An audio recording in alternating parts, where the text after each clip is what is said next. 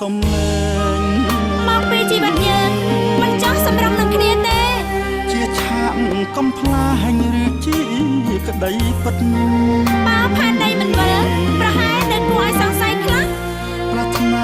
វិមានត្រង់មាសឧក្រិដ្ឋ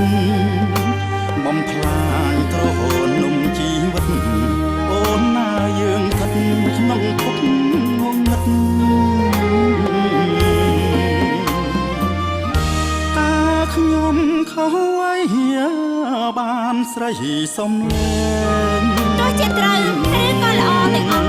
ក៏ត្រូវតែបែកគ្នាដែរស្រីល្បាញខ្ញុំឥតណាប្រព្រឹត្តយីបរិសុទ្ធដូចនៅក្នុងប្រឡោមដងអញ្ចឹងណោះបញ្ជាក់ក្តីស្នេហ៍បរិសុទ្ធ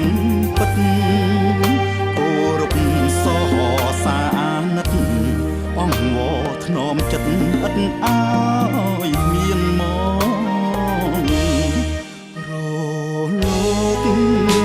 កំណាចមហាសមុទ្រស្រែកសំឡុតលុបស្នាមដានជើងតាមឆ្នេរខ្សាច់តែចិត្តប្រុសនៅតែកាត់មិនដាច់ស្នេហ៍ឆ្នេរខ្សាច់សូមកុំដាច់មេត្តាកុំសុំលែងប្តីសូមអង្វរថាតែទៅហើយតែខាតត្រូវតែទេកុំធ្វើចិត្តថ្មសាហាវឬស្យាមិនមែនថ្មទេគឺជាឯកខែពិតណាបើប្តីអូនថ្មីគេមិនកាំងរណាវិលមកចិត្តធ្លាប់មេត្តាត្រហូននំកំព្រីបាបទ្វីជានិច្ច